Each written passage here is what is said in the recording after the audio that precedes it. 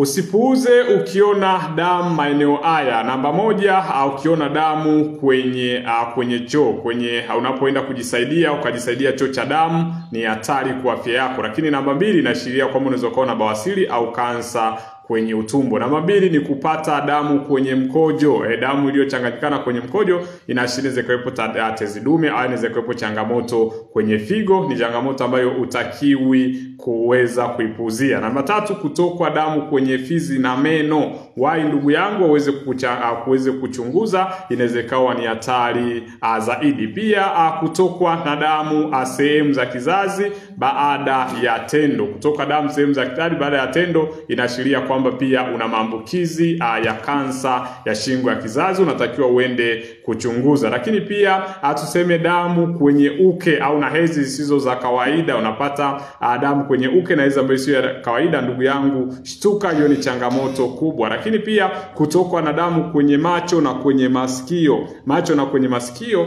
ni hatari kwa afya yako. Lakini pia kutoa damu pale unapokohoa, yani unakohoa unatoa damu, ndugu yangu, kimbia, ni hatari. Na pengine kutokwa na damu baada ya kufunga hedhi, hiyo ni hatari. Niambie ni dalili gani au ni changamoto gani inayokusumbua ili uweze kupata msaada zaidi kutoka kwa Dr. Jimmy. Karibu na Mungu awabariki.